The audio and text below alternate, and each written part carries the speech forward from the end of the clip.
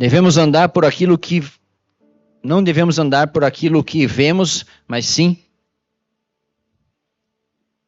por aquilo que cremos. Obrigado, Marcelino.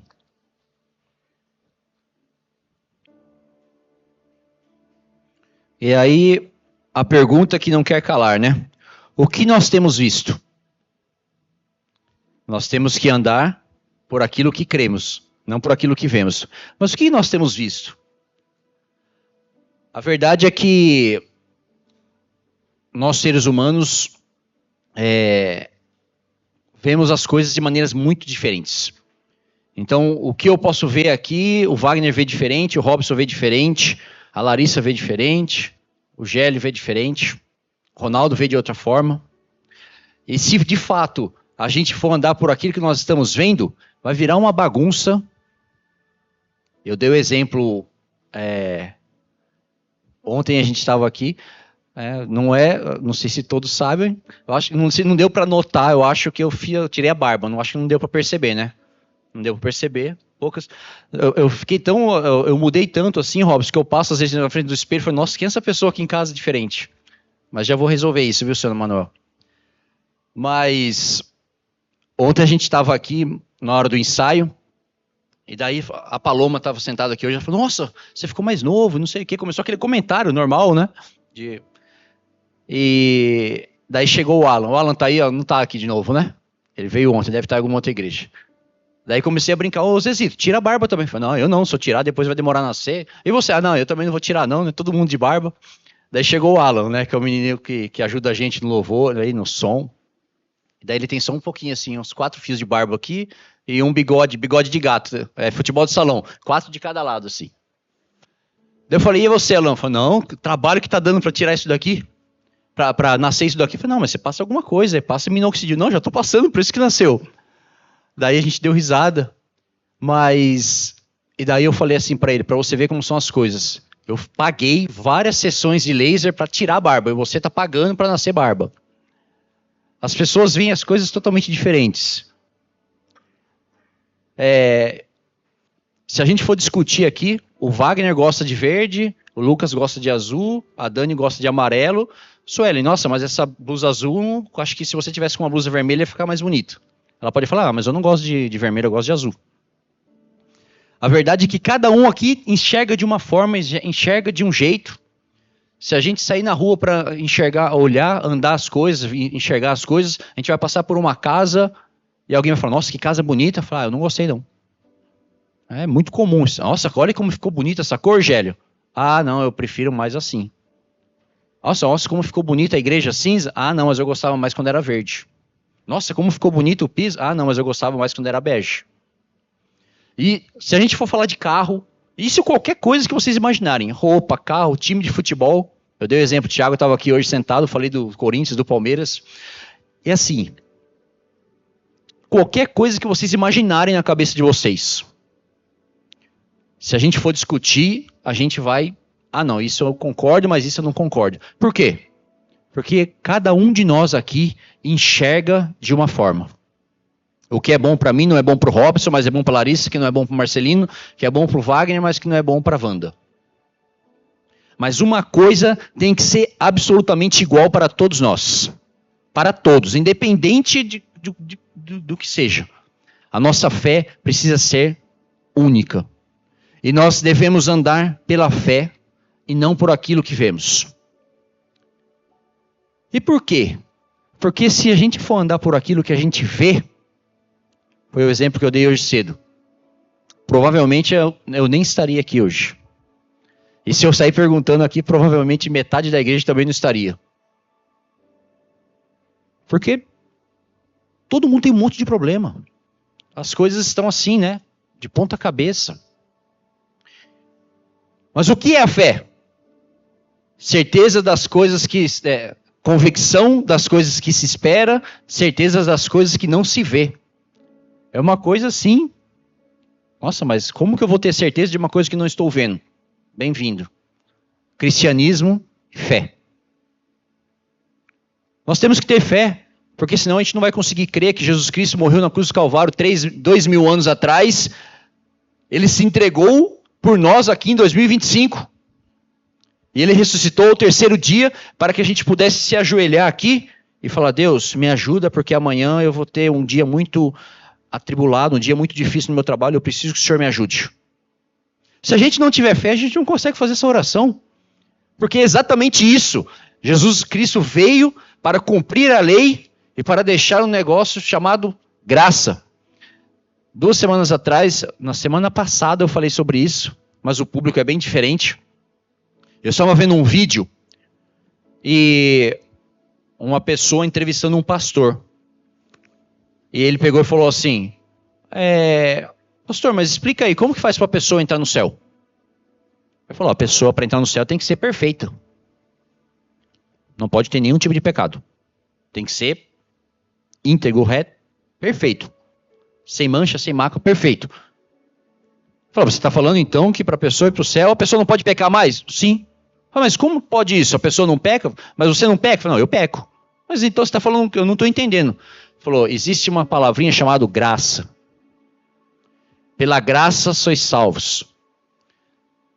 Essa graça foi nos dada através de Jesus Cristo na cruz do Calvário. Mas nós só conseguiremos entender isso se a gente parar de ficar olhando e de fato começarmos a andar pela fé. E quantos hoje cedo cantou um louvor que não tinha nada a ver com, a gente nem vai falar sobre Abacuque, mas aquele como que é, Renan? Esqueci a música. Ainda, essa, né? Que a figueira não floresça, fruto na vide. É isso aí. Amém? Esse louvor está em Abacuque, essa palavra. E daí eu peguei e mencionei. Como será que estava? O que será que Abacuque estava enxergando, estava vendo para escrever esse texto? Ainda que a figueira não floresça, que não haja fruto na vide, ainda que tudo esteja completamente errado, tudo dê errado na minha vida, todavia eu me alegrarei. A gente consegue imaginar como que estava Abacuque nesse momento? Eu vou falar para vocês. Abacuque era um profeta, né? Um profeta menor, então ele fica lá na Bíblia. Se você pegar, tem Abacuque, Amós, Obadias, são os profetas menores que a gente chama, mas a profecia dele, as profecias tudo aquilo que ele escreveu, que ele profetizou, foram profetizadas na mesma época de Jeremias, que está um pouquinho para trás, né, nos profetas maiores, Jeremias, Isaías, Ezequiel e Daniel. Mas foi a mesma época. O que Abacuque profetizou? Ele profetizou que a nação dele, a nação de Judá, seria exterminada pelos babilônicos.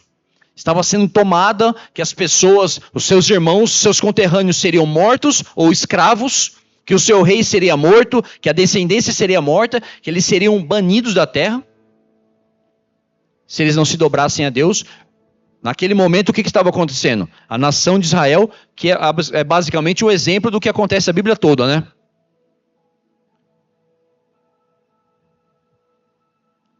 O homem cai, Deus se afasta, ou melhor, o homem cai, se afasta de Deus, Deus não se afasta de nós, somos nós que nos afastamos de Deus. Sofrem absurdamente, são escravizados, a Bíblia menciona várias vezes isso. Eles se levantam, Deus vem e socorre.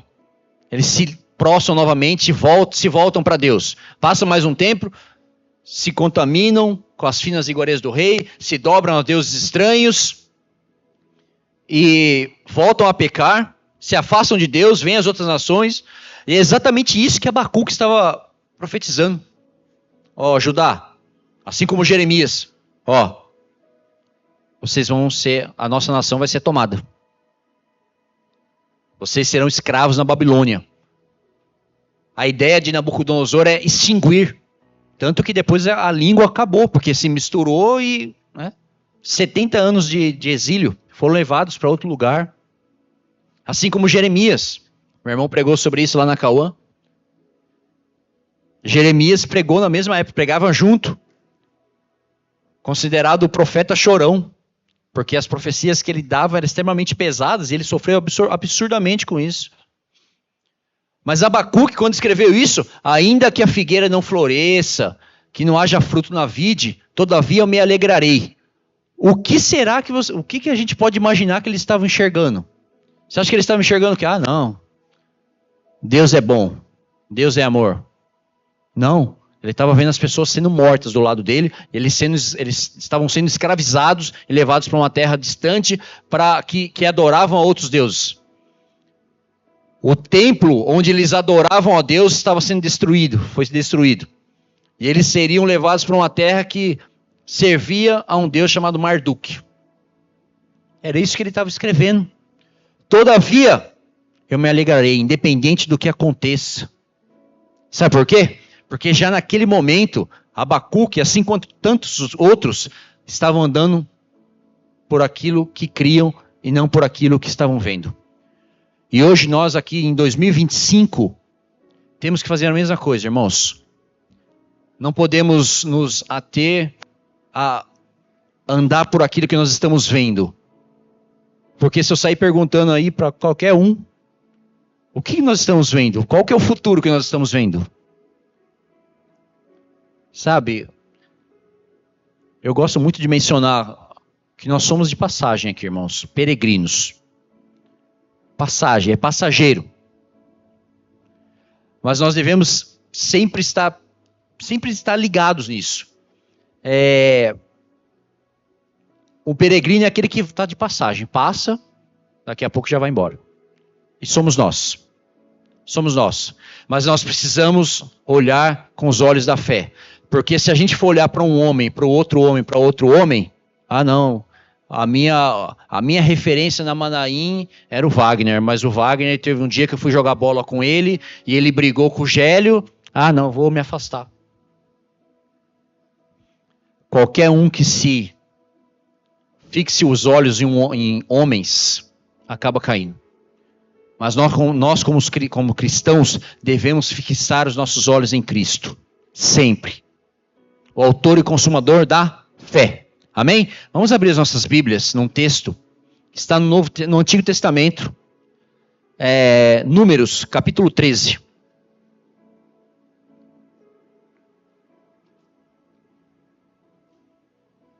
Quarto livro da Bíblia.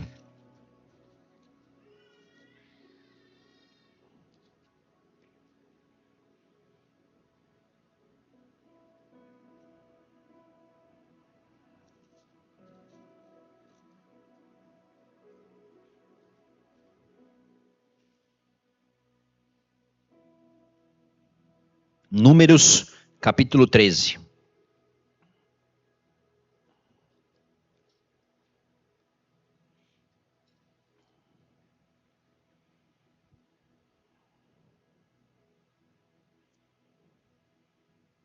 Versículo 1, diz assim: Disse o Senhor a Moisés: envia homens que espiem a terra de Canaã, que eu hei de dar aos filhos de Israel.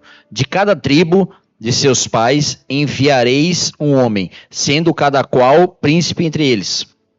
Enviou Moisés do deserto de Parã, segundo o mandado do Senhor. Todos aqueles homens eram cabeças dos filhos de Israel. Então, só voltando um pouco aqui.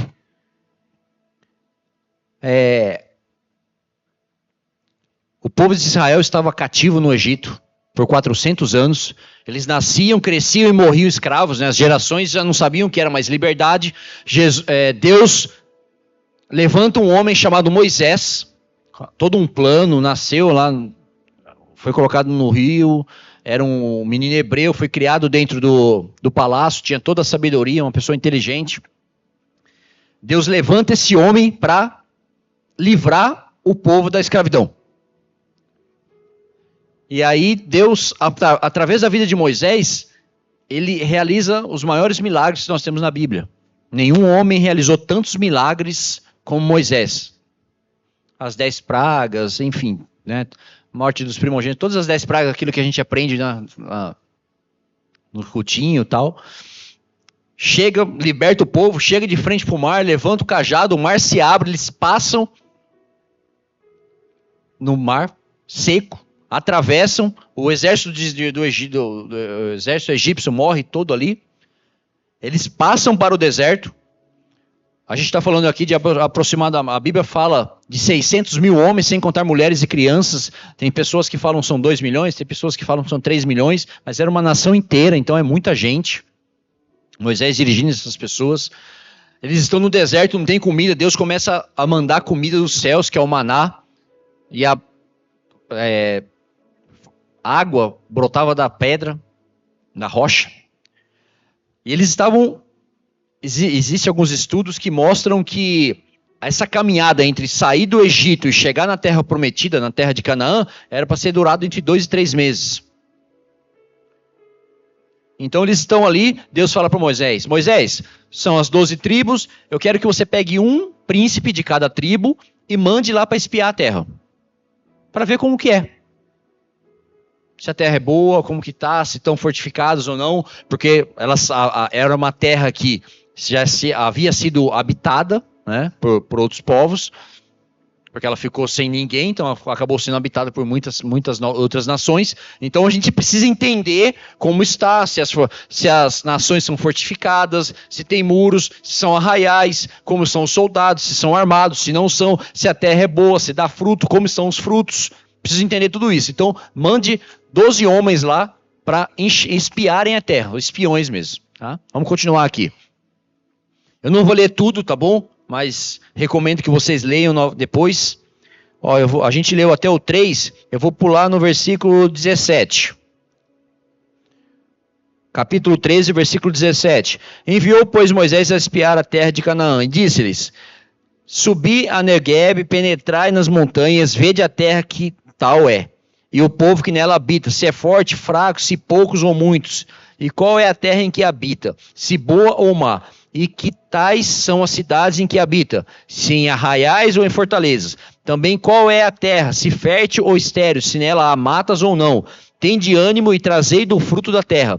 Eram aqueles dias os dias das primícias das uvas. Assim subiram e espiaram a terra desde o deserto de Zin até Reob, a entrada de Amate. 22.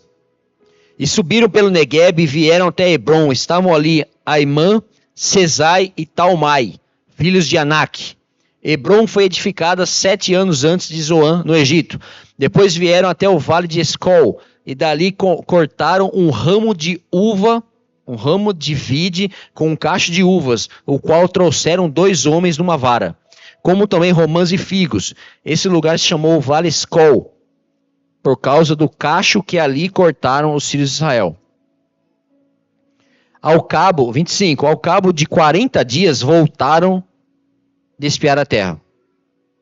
Caminharam e vieram a Moisés e a Arão e a toda a congregação dos filhos de Israel no deserto de Parã, a Cádiz. E deram-lhes conta a eles e a toda a congregação e mostraram-lhes o fruto da terra.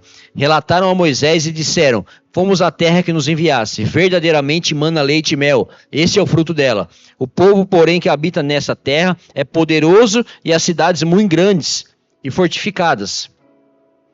Também vimos os filhos de Anak. Os amalequitas habitam na terra de Negueb. Os heteus, jebuseus e os amorreus habitam na montanha e os cananeus habitam ao pé do mar, pela ribeira do Jordão. 30. Então Caleb fez calar o povo perante Moisés e disse, ei, subamos e possuamos a terra, porque certamente prevaleceremos contra ela. Porém os homens que com ele tinham subido disseram, não poderemos subir contra aqueles homens, contra aquele povo, porque é mais forte do que nós. 12 homens são enviados para a missão. 2 enxergam de uma forma e 10 enxergam de outra. O que nós estamos vendo? Ah, mas aqueles homens lá não tiveram fé. Como que eles podem? Acabou de fazer um monte de milagre e agora não acreditam? Será que muda muito? Deus tem operado, Deus continua operando os milagres, irmãos, todos os dias. Óbvio que assim, talvez não seja abrindo um mar aqui. Ah, vamos lá no Guarujá, ele vai abrir o mar lá para a gente passar. Mas Deus continua operando milagres todos os dias em nossas vidas. Só o fato de estarmos aqui hoje, nessa noite, sentados, para poder ouvir a palavra de Deus, com toda a liberdade do mundo, já é um milagre em nossas vidas. Sabe por quê? Porque tem muita gente que gostaria de estar sentado aqui nesse momento. E talvez esteja debaixo de um túnel com uma folha de Bíblia dividindo. Engraçado, eu vi um vídeo essa semana, olha que interessante. Qual é o país mais democrático do mundo hoje? Podem falar. Estados Unidos. Estados Unidos é o país mais democrático do mundo. E é o país onde menos o evangelho cresce hoje. Era um país extremamente cristão, está caindo a cada dia. Por quê? Porque é democrático demais. Está caindo, está acabando. E por incrível que pareça, sabe onde que a igreja mais cresce hoje? Nos países mais perseguidos. Coreia do Norte, China, Índia. A igreja na China, eles chamam de igreja subterrânea. Que eles fazem os cultos debaixo das terras. Já é uma das maiores do mundo. Eles pegam uma Bíblia, arrancam uma página para cada um, eles dividem, eles vão trocando uma página para cada um. Então, o fato de estarmos aqui sentados, ouvindo, já é um milagre nas nossas vidas. Mas, o que esses homens viram? Josué e Caleb, se vocês continuarem lendo, Josué também intercede, né? Não só Caleb, mas eles falaram, a gente acabou de ser liberto. Deus acabou de mostrar, olha o que ele fez. Ele abriu o mar para a gente passar. E vocês estão preocupados com uma terra que já é nossa. A gente está indo. Deus mandou, Deus nos livrou para vir aqui tomar nossa terra. Essa terra pertence a nós, é nossa herança. Foi nos dado lá atrás, para nosso pai Abraão. Mas 10 pessoas viram de uma forma e 2 viram de outra forma. O que nós temos visto, irmãos? Como nós temos visto hoje as coisas? Estamos andando por aquilo que vemos ou por aquilo que cremos? E não é fácil, tá? É extremamente complicado. Eu estou aqui pregando para mim mesmo. O Mike fala. Não, eu estou pregando para mim. Porque às vezes é muito mais fácil a gente... não, mas eu estou vendo ali a Suelen. Essa camiseta é azul. Se alguém chegar e falar, não, pela fé, essa camiseta é amarela. Nossa, minha fé está muito pequena. Sabe, às vezes a gente olhar olhar para frente e conseguir enxergar um cenário diferente do que a gente está vendo é muito difícil. Mas como isso se chama fé. Certeza das coisas que não se vê. Convicção de coisas que se espera e a certeza das coisas que não se vê. E daí a gente vê 2 homens. Vamos lá e vamos conquistar a terra que Deus já nos deu. E 10 falaram assim, não dá não. Pessoal, o Moisés trouxe a gente aqui para morrer. Antes a gente tivesse ficado lá no deserto. Pelo menos a gente não ia morrer ao fio de espada pelos gigantes. Esses nomes que eu falei, Anak, Talmai, eles são o povo do qual descendeu o Golias. O gigante Golias lá que Davi enfrentou depois. Ele era um descendente dos Anakins. Tá? Então eles falaram, a gente estava lá no deserto, a gente estava lá no Egito, a gente era escravo. Só que para eles já não mudava. E por que eles questionaram tanto? Isso é importante também. Porque eles não sabiam mais o que era ser livre. Eles nasciam, cresciam e morriam escravos. Nasciam, cresciam e morriam escravos. Então eles estavam ali já institucionalizados pelo negócio, pela máquina, pela nação egípcia. E apesar de terem visto todos os milagres, tudo aquilo que aconteceu, eles viram aquilo, eles viveram aquilo. No primeiro obstáculo, não, é melhor a gente voltar para o Egito. Irmãos, a verdade é que hoje, se a gente for olhar de fato, for andar de fato por aquilo que nós estamos vendo, existe uma possibilidade grande de a gente querer voltar para o Egito. Olhar para trás e voltar. Não, mas antigamente estava mais tranquilo, agora as coisas parecem tão mais complicadas, e daí eu fui lá um dia e eu vi o pastor Michael pregando, mas depois eu encontrei um dia ele na rua, eu passei por ele e nem me cumprimentou, então, acho que não vou parar. Irmãos, não olhem para mim, não olhem para o meu irmão, pastor Marcelo, não olhem para minha mãe, não olhem para o seu Manuel, não olhem para o Gélio, não olhem para o Armando. Olhem somente para Deus. É em Deus que nós temos que fixar os nossos pensamentos, nossa mente e o nosso viver diário. Porque hoje nós estamos aqui, 4.000 anos depois, falando de 2 homens. Eu quero fazer uma pergunta aqui. Quantos foram enviados? 12, certo? Josué, Caleb e... Alguém sabe o nome de mais um aí, não? Dos outros 10? Ninguém? Mas eram 12 príncipes. Hã? Não, isso aí são as tribos. Não é as tribos. Eu quero saber o nome dos príncipes que foram enviados. Não, Num não. Num era o pai de Oséias, que depois virou Josué. Vocês leem aí Oséias, é Josué. Não, a gente não sabe. Sabe por que a gente não sabe? Porque ficaram para trás. Eles foram desclassificados. Eles estavam preocupados mais com aquilo que eles estavam vendo. E sabe qual foi a condenação deles? Morreram no deserto. Não herdaram a terra prometida. A verdade é que, irmãos, às vezes a gente deixa de entrar na terra prometida porque nós estamos mais preocupados com aquilo que nós estamos vendo do que com aquilo que nós estamos crendo. E 2 Coríntios 5:7, devemos andar por aquilo que cremos e não por aquilo que vemos. Nós cristãos, nós somos cristãos. Porque tem que ter muita fé, vou repetir aqui. A gente tem que ter muita fé que um homem, 2.000 anos atrás, foi crucificado e que através da morte desse homem, que ressuscitou o terceiro dia, nós temos acesso a Deus. Isso é fé ou loucura? Isso se chama fé. Ah, mas não é bem assim, então você não tem fé. É isso que nós acreditamos, é isso que nós professamos como cristãos. O cristianismo prega que Jesus Cristo morreu na cruz do Calvário para nos salvar. É o princípio do cristianismo. E a gente não sabe quem são o nome dos outros caras aí. Nem precisa saber. Sabe por quê? Ficaram para o deserto, ficaram para trás. Não herdaram a terra prometida. Não chegaram até a terra prometida. Porque eles andaram por aquilo que viram e não por aquilo que eles deveriam crer.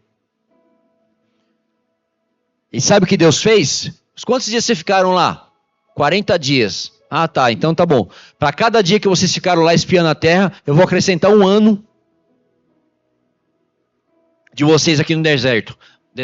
Vocês vão ficar 40 anos aí acampado, rodando em círculo no deserto, até que todos esses aí, ó, que não creram, que andaram por aquilo que viram, ou melhor, nem viram. 10 foram lá, viram e falaram, e os outros, não, devíamos ter voltar para o deserto, porque lá pelo menos a gente não ia morrer de fome. Agora o Moisés trouxe a gente aqui para morrer no deserto. E de fato morreram no deserto. Ninguém voltou, ninguém entrou na terra prometida. Morreram tudo lá. E daí quando a geração toda foi renovada, Moisés morre, não entra na terra prometida. Ele levanta Josué como seu sucessor. Ou Josué, um dos 12 espias, que vai e leva o povo até a terra prometida. Irmãos, às vezes a gente enxerga as coisas, olha as coisas e não enxerga, a gente olha para frente e não enxerga absolutamente nada. Um monte de problema, um monte de coisa. Mas nós temos uma esperança. Nós podemos deitar e levantar todos os dias, sabendo que se um dia a gente fechar os olhos, nós estaremos juntos com o nosso Deus. Amém? Mas as pessoas aí fora não têm essa esperança. Não tem. E é por isso que ele levanta um dia. Imagine uma pessoa que está com todos os problemas do mundo, todo tipo de problema do mundo. Ela não tem esperança nenhuma. Não acredita em absolutamente nada. Ela acorda de manhã e fala assim, ó, minha vida não serve para absolutamente nada, vou resolver isso. Vai lá e tira a sua própria vida. Sabe por quê? Porque eles não têm esperança. A gente pode ter todos os problemas do mundo aqui, a gente sofre, a gente tem problemas, a gente tem perdas que não consegue superar. Estamos sujeitos a falhas, a cair. ter tudo que vocês imaginarem, todos estamos sujeitos. Mas a gente pode deitar e levantar sabendo que nós temos um Deus que cuida de nós. E que se descansarmos, fecharmos os nossos olhos, estaremos diante dele e deveremos ouvir: sejam bem-vindos, benditos do meu Pai. É isso que nós estamos buscando. Mas as pessoas aí fora estão desesperadas. Desesperadas, assim, a um nível cada vez maior, cada vez maior. Isso está passando, né? Eu vi uma pesquisa, o presidente dos Estados Unidos falou isso, agora, semana passada. Ele falou que antigamente existia uma criança autista para cada 10 mil crianças. Agora, eu só não sei se ele falou é uma para cada 10 ou uma para cada 3. As coisas estão tão aceleradas. Meu, criança, você pega o meu filho e fica assim no celular. Assim, ó, tudo acelerado, todo mundo acelerado. Alguém fica com a perna, sente, fica com a perna pulando assim ou não? 1, 2, 3, 5. Sabe o que é isso aí? Meu, sua cabeça não desliga. Não desliga. Você não consegue ver um vídeo de 5 minutos. Você fica assim, ó. Sabe por quê? Porque o mundo está assim. O mundo está desse jeito. Cada vez mais. E você pega um rio e você passa, está olhando, já passa outro. E se você piscar, você fica 2 horas passando lá. Passando. Se a gente for olhar por aquilo que nós estamos vendo, meu, a gente colapsa. Mas nós temos a esperança, nós temos uma Bíblia, nós temos um Deus que fala: não andem por aquilo que vocês veem, andem por aquilo que vocês creem. E é isso que nós temos que fazer, irmãos, como cristãos. Amém? Vamos continuar? Já falei, mas Josué e Caleb foram os 2 únicos homens daquela geração, abaixo de 40 anos, que entraram na Terra Prometida. Eles tinham mais de 40 anos quando saíram do Egito. E foram só os 2. Toda uma geração morreu no Egito, porque andaram por aquilo que estavam vendo. Mateus 4, versículo 11.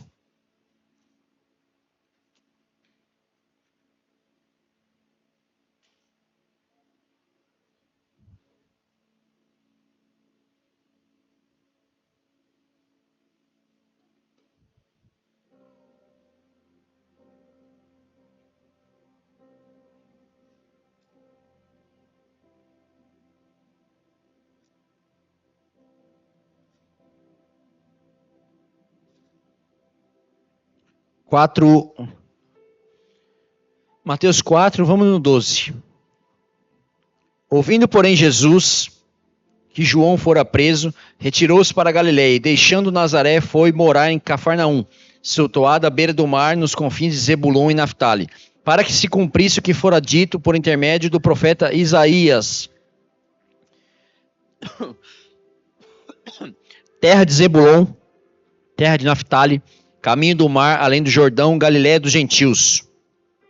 16. O povo que jazia em trevas viu uma grande luz, e os que viviam na região e sombra da morte, resplandeceu-lhes a luz. Daí por diante passou Jesus a pregar e a dizer: arrependei-vos, porque está próximo o Rei dos Céus. Caminhando junto ao mar da Galiléia, viu 2 irmãos, Simão, chamado Pedro, e André, que lançavam as redes ao mar, porque eram pescadores. Disse-lhes: vinde após mim, e eu vos farei pescadores de homens. Então eles deixaram imediatamente as redes e o seguiram. Passando adiante, viu outros 2 irmãos, Tiago, filho de Zebedeu, e João, seu irmão, que estavam no barco em companhia de seu pai, consertando as redes. E chamou-os. Então eles, no mesmo instante, deixando o barco e seu pai, seguiram. Eles simplesmente... Eles não andaram por aquilo que estavam vendo. Eles simplesmente creram. Chegou e falou: ô Pedro, André, Tiago e João, me sigam que eu vou fazer de vocês pescador de homens. Soltou e foi embora. Foi atrás. Mas vamos focar aqui no Pedro. né? A gente pregou na semana passada sobre ele, semana passada de manhã, domingo de manhã. Um pescador iletrado, extremamente nervoso, bravo. Será que o Pedro seria a nossa escolha? Imagina a gente andando para contratar algumas pessoas, Armando. Não, deixa quem que eu vou contratar? Aquele cara ali sentadinho, todo arrumadinho, ou aquele cara bravo brigando com todo mundo? Ah, vou pegar o cara bravo lá, aquele ali, certeza que vai dar certo. Se a gente for andar por aquilo que a gente vê, e daí quem que a gente contrataria? Mas quem que era o mais esperto? É o Judas. O Judas dos 12 era o mais estudado. Quando ele chegou, assume as finanças porque você é o cara mais preparado para tocar, para cuidar do nosso dinheiro. Não devia ser muito dinheiro, mas ele era o responsável por tudo que eles tinham. Era uma pessoa que ele já exercia essa função em outros lugares, ele já fazia isso, já era de uma família um pouco mais instruída. E talvez aos nossos olhos, esse é o cara que deveria... Esse seria o perfil de homens que deveriam ser chamados para ser um discípulo de Jesus. Não Pedro. Pedro não sabia falar. Como que uma pessoa que tem problema, que é iletrado, que não consegue falar, vai pregar? Difícil, né? Não é muito comum. Ah, não, mas aquela pessoa... Não, vou chamar aquela pessoa... Uma pessoa bem eloquente aqui. Ah, não, mas o importante é que ele sabe falar. Fez curso de oratória. Então, esse é uma pessoa que vai fazer parte do meu time. Jesus foi andando e escolhendo as pessoas. Tomé também era bem instruído. Mas Judas era o mais instruído. Óbvio que estava... Tudo que acontece com os planos de Deus. Estava nos planos de Deus. Jesus, ele seria crucificado. Ele tinha que ser crucificado para cumprir a lei. Ele tinha que ser. Mas será que nós, naquele momento ali, se tivesse que escolher, escolheríamos Pedro ou Judas? Hoje, quando nós vamos julgar ou fazer alguma coisa, a gente olha, como que a gente tem feito isso? Por isso que eu estou batendo na tecla, que é, de fato, o tema dessa mensagem. O que nós estamos vendo? O que nós temos visto? Temos que andar por aquilo que nós cremos, não por aquilo que nós vemos. E Judas, quando ele descobre que, na verdade, os planos de Jesus Cristo não era para vir, ele veio para libertar o povo. Mas libertar o povo do quê? Das amarras, da lei, daquilo que era mais importante que a pessoa cumprisse o sábado do que uma pessoa nascesse de novo. Para eles era mais importante isso. Era mais importante seguir o Torá. Ah, não, de sábado não pode curar ninguém. Não, deixa morrer. Ele veio para quebrar isso. Ele veio para que tivéssemos acesso a Deus. Mas Judas entendeu que ele estava vindo para quê? Para libertar o povo de Roma. Ah, não, agora sim. Agora a gente vai pagar menos imposto, a gente vai começar a prosperar, agora nosso país começa a ter liberdade novamente. E quando Judas olha, fala, ele veio aí para fazer, não tem nada a ver com aquilo que eu queria. Eu vou sair, vou pular fora do barco antes que... E vai e vende Jesus. E Pedro, que era o iletrado, que apesar de ter negado Jesus 3 vezes, né? Depois a gente pregou sobre isso semana passada. Estarei pregando em algum domingo à noite também. Mas Jesus pega Pedro, que era iletrado, bravo, extremamente nervoso, e ele é transformado de uma forma que a gente não, talvez olhando a gente não conseguiria ver. Deus usa quem quer da maneira que quer. Às vezes você está, não, mas eu acho que eu não consigo. Meu Deus, faz o que Ele quer com a gente. A minha mãe começou esse trabalho, era extremamente tímida. Sabe, na sala da casa dela ali, foi. Não, hoje nós estamos aqui. Talvez se ela te fosse olhar, talvez não. Se ela fosse olhar por aquilo, se ela fosse andar por aquilo que ela estava vendo, eu não vou falar porque eu não tenho esse poder, né? Porque pode ser que estaríamos em outra igreja e tal. Mas certamente essa igreja não existiria. Porque quando ela começou o trabalho na sala da nossa casa, ela não olhou, ela não andou para aquilo que ela estava vendo. Mas simplesmente creu. Simplesmente creu. Amém? Por isso nós estamos aqui hoje. E daí a gente vai... Qual seria a nossa escolha? Eu coloquei aqui, ó. Pedro, um pescador sem estudo. Será que seria a nossa escolha? Mas Deus capacita os chamados. Atos 3. Vamos ler um pedacinho de Atos 3.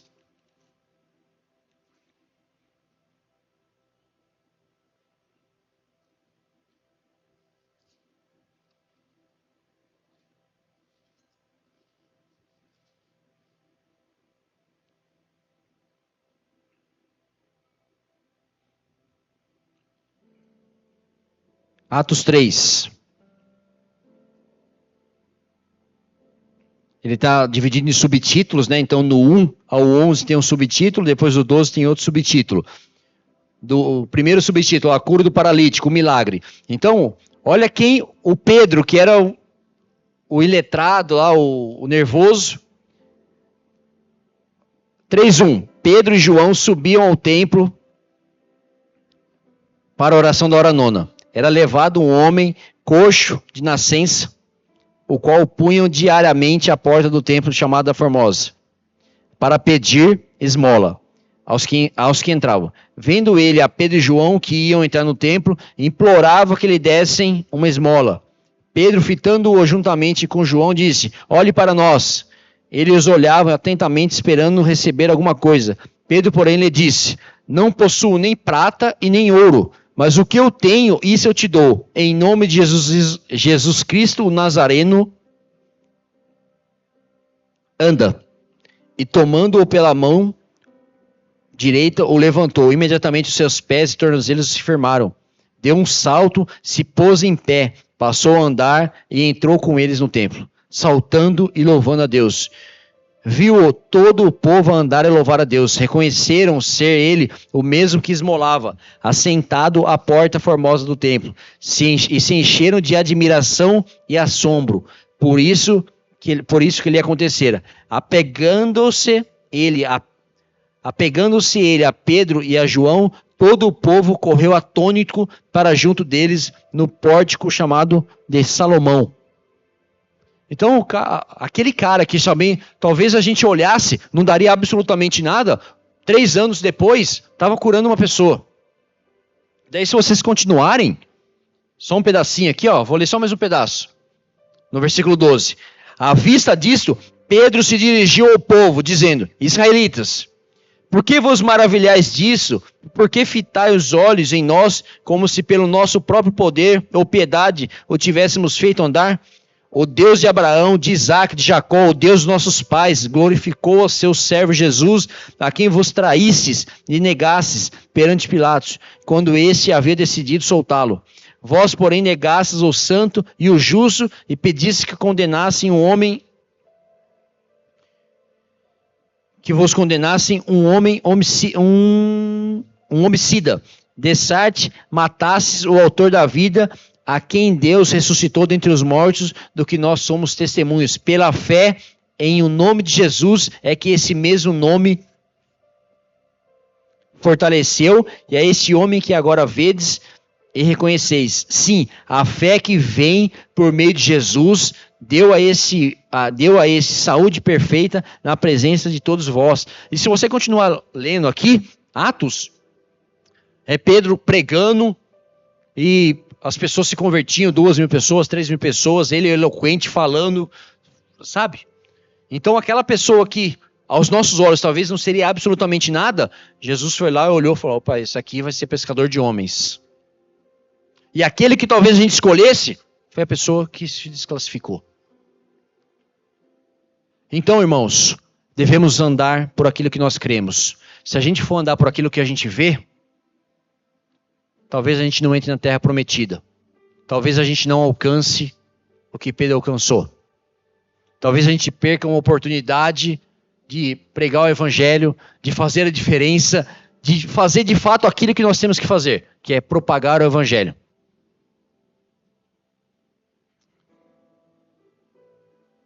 um exemplo aqui do paralítico. Meu, quantos e quantos e quantos? Quantas pessoas estão aí?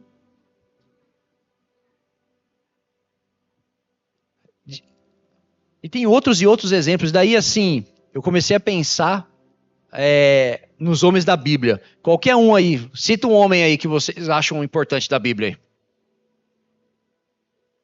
José. Você acha que José andava por aquilo que ele via ou por aquilo que ele cria? Imagina José, que assim, é um exemplo, cara, máximo da Bíblia, assim, junto com Moisés e alguns outros, Paulo. Mas imagina José, que foi vendido pelos irmãos dele. 20 anos depois ele é governador do Egito. E ele vê os irmãos dele se dobrando diante dele. Pô, agora eu vou resolver o que eles fizeram comigo. Imagina isso. Imagina se José, que inclusive José foi o responsável por levar o povo para o Egito. Olha que interessante, né? Porque eles iam morrer de fome, levou todo o povo para o Egito, que eram 80 pessoas. 400 anos depois eram 3 milhões de pessoas. Se José tivesse andado por aquilo que ele estava vendo, Suelen, e não por aquilo que ele cria. Foi vendido pelos irmãos, daí chegou, virou escravo, daí foi trabalhar na casa de um rapaz chamado Potifar.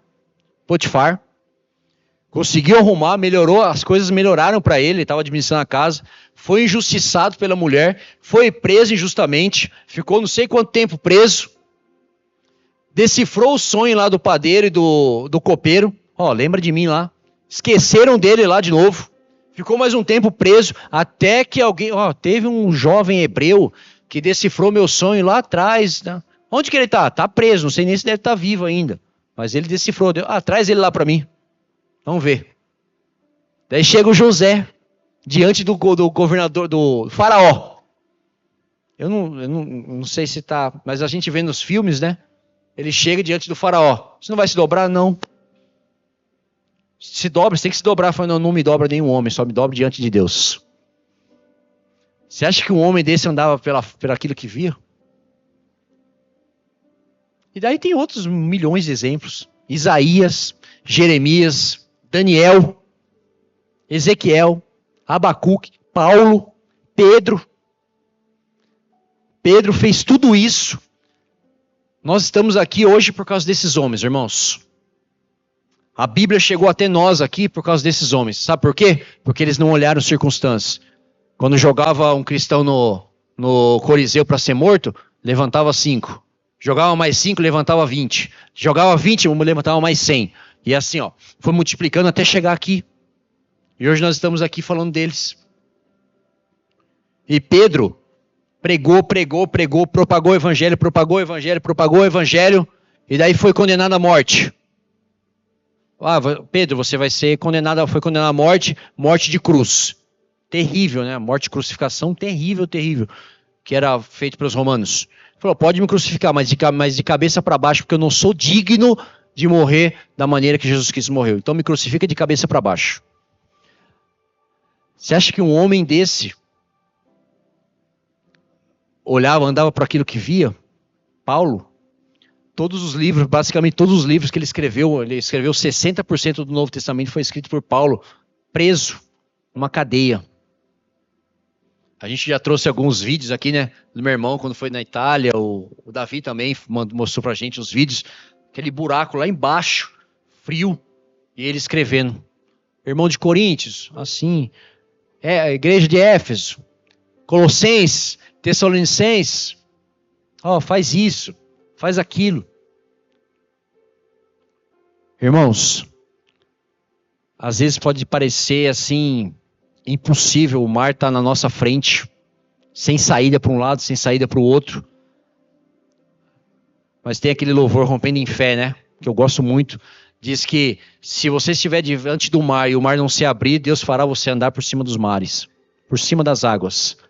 E é dessa forma que devemos andar. Nossa vida tem que ser dessa forma. Nós temos um Deus que está conosco todos os dias, a todos os instantes, a todo momento, cuidando de cada passo. E nós um dia saberemos tudo o que Ele fez por nós. Tudo o que Ele fez por nós. Mas acontece algumas coisas que a gente não concorda. Acontece um monte de coisa que a gente não tem como explicar. Não tem como explicar. Acontece comigo, acontece com o Wagner, acontece com a Dani, acontece com a Mari. Existem coisas que acontecem que a gente não tem como explicar. Um dia nós saberemos tudo que ele tem feito por nós, tudo que ele fez por nós.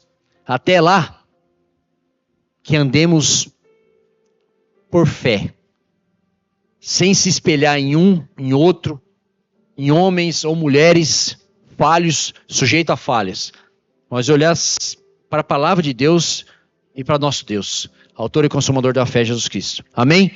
Que Deus abençoe a cada um nessa noite. Antes da gente orar, Mari, vamos fazer? Vem aqui. Cadê o Renan? Renan, vem aqui. Meu irmão me incumbiu de fazer um negócio que eu nunca tinha feito. Mas eu queria chamar a Mari e o Renan aqui na frente. Vai chamar o Joaquim também ou não? Ou ele tá no cutim?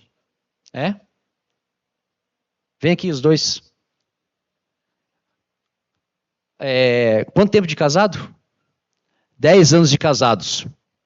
E eles pediram pro meu irmão que eles queriam que a gente estivesse orando por eles para renovar essa união. Eu vou fazer isso também, cara. Eu não tinha pensado nisso. Eu vou fazer... Nossa, eu nem sei quanto tempo eu vou fazer. Não sei se é 15 ou 16. Não sei. 2008 eu casei. Faz a conta alguém aí pra mim. 15 anos de casado. Mas... 16? Então já foi o 15, ó. Passou 10, 15. Já viu? É bodas do quê? 10 anos? Nem sabe, né? Não, nem precisa saber também que não muda nada, né? Mas, irmãos, eu acho interessante isso, sabe? Porque, falando do Renan e da Mari aqui, casados há 10 anos, a Cecília aqui, quanto tempo? Tá com? Vai fazer 2 anos, o Joaquim, 6, né? 6 anos. Então, assim, casaram, já tem os 2 filhos, e a Mari passou por um problema gigante com a mãe ano passado, perdeu a mãe dela. O Renan, 2 semanas atrás, perdeu a mãe dele. E a gente enxerga a importância, sabe, a importância do casal. E é aquele, eu vou ler um versículo para vocês aqui.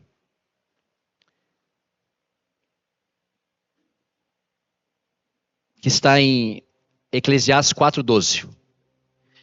Que diz assim: se alguém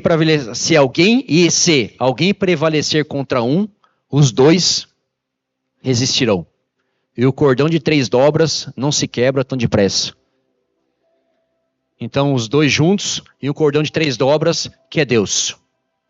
Sabe, nós estamos juntos aqui a vida toda, né, Renan? A vida toda. O Renan, quando chegou na igreja, era do tamanho do Joaquim. Ficava ali rodeando em volta da bateria ali, né, Renan? Eu já tocava, o Renan não quero tocar, porque para quem não sabe, o Renan primeiro foi baterista, para depois virar guitarrista. Mas a importância de eles estarem juntos, a importância de um casamento sólido, a importância de um casamento fundamentado em Deus. Sabe, de quando um cai, o outro vai e levanta. E eu lembro perfeitamente, um momento triste, mas eu participei dos 2 velórios, né? No momento que a mãe da Mari faleceu, o Renan do lado dela, e agora, o contrário, a Mari do lado dele, os filhos, e Deus a todo instante, a todo momento. É essa esperança, irmãos. Isso é fé. E daí eu falei muito para ele sobre isso. Renan, um dia todos nós estaremos juntos de novo. Todos nós estaremos juntos de novo. Estaremos... Né, Cecília? Hã? Todo mundo de novo, né? Hein? Com a vovó, com as 2 avós. Amém? Vamos ficar em pé, vamos orar por eles. Amém? Tá a mão aqui. Qual a mão aqui, Mari? Estendam as mãos aqui. Vamos orar por esses 10 anos de casamento e que possam se repetir por 10, 20, 30, até que estejamos todos juntos de novo. Amém? Senhor, nós te agradecemos, Pai, por esse momento, pela união do Renan, pela união da Mari, que completa 10 anos, pelos frutos que já foram dados aqui, do Joaquim e da Cecília. Nós te agradecemos porque eles têm permanecido firmes na tua palavra, na tua presença, apesar de todas as dificuldades, apesar de, em momentos que não enxergavam nada de bom, momentos de tristeza, grande tristeza, eles decidiram andar pela fé, Deus.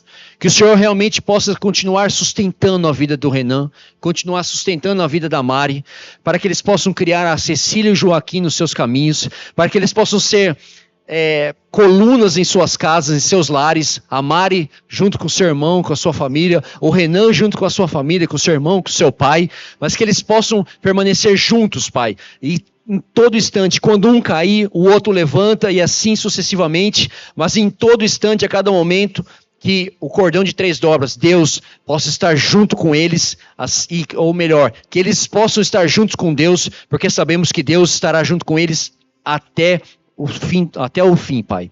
Nós te agradecemos por essa união e que essa união possa permanecer por muitos e muitos e muitos anos, já tenha os frutos filhos e que venham netos e que venham bisnetos, até que todos nós estejamos todos juntos diante de um trono branco, ceando e possamos estar novamente com os nossos entes queridos. Nós te agradecemos por tudo que o Senhor tem feito por essa família. E nós sabemos que o Senhor fará ainda mais, infinitamente mais, do que pedimos ou pensamos. Que Deus abençoe a cada um, em nome de Jesus. Amém e amém.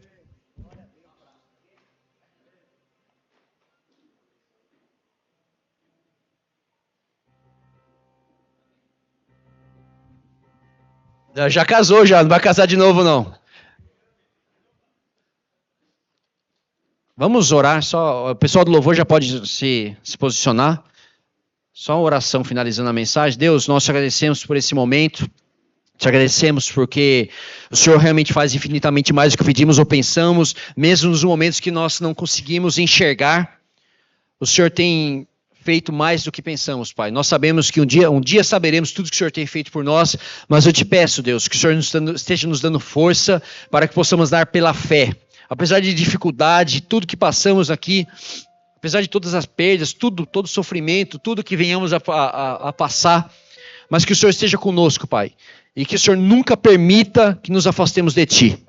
Que realmente possamos enxergar as coisas com os olhos da fé, sempre com os olhos da fé, andando por fé, não por aquilo que vimos, ou sentimos, ou ouvimos. Que o Senhor cuida de cada um aqui, leva debaixo da Tua proteção, em nome de Jesus, amém e amém. Deus abençoe a cada um. Vamos fazer mais um louvor, amém?